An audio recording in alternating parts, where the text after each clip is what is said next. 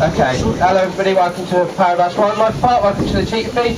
I've just chucked, it's about 5.6 kilo of pork leg into the cheetahs today.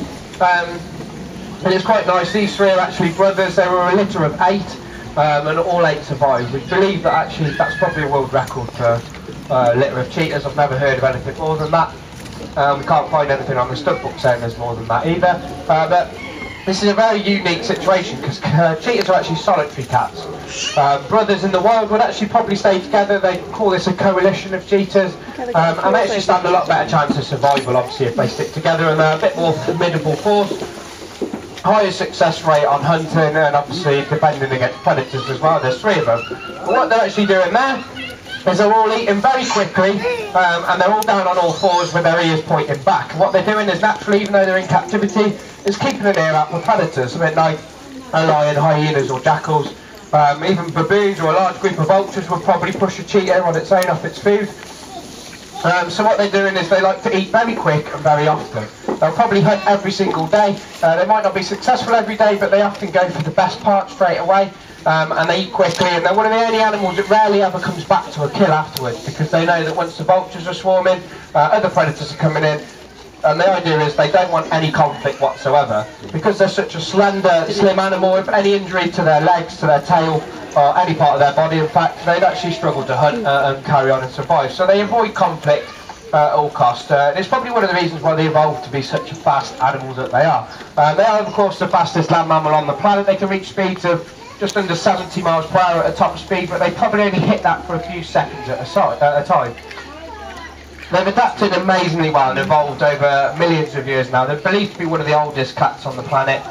Some of the oldest bones are actually found in America, in Texas, and also in China, and they're dating back to about 8 or 9 million years ago.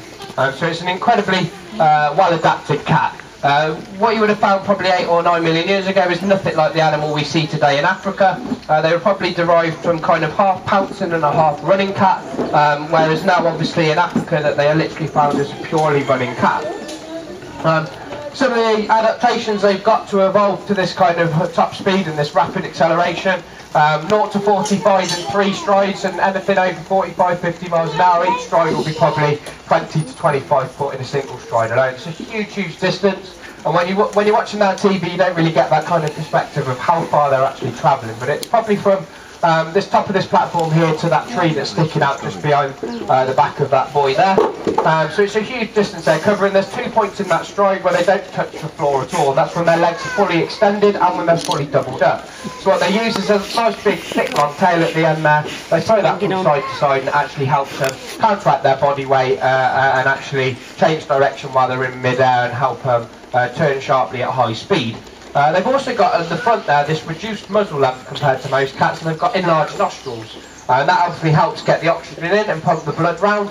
They've got large arteries, an extended heart, enlarged heart, enlarged liver, and huge lungs at the front in that big chest. And this obviously helps pump the blood all the way straight round to the back legs, where they've got all these extra fast twitch fibres which help propel them to those kind of speeds. We've also got this very flexible spine, which very much looks like a motion of a wave or something as it's coming in of the ocean, and it allows that spine to be incredibly flexible, and it gives them an extra 2 to 3 inches of reach when they're trying to tackle their prey down at the end. They've got these long legs, very much like a greyhound rather than a cat.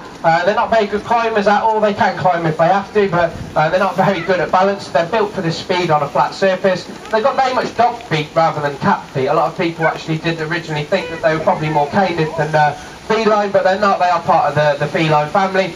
But their actual claws are actually only semi-retractable, very much like a dog's foot.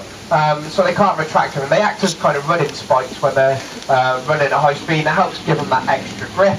But they're an amazingly adapted animal. Now, a lot of people always ask us in captivity as if they got enough space to run at those speeds in an enclosure like this.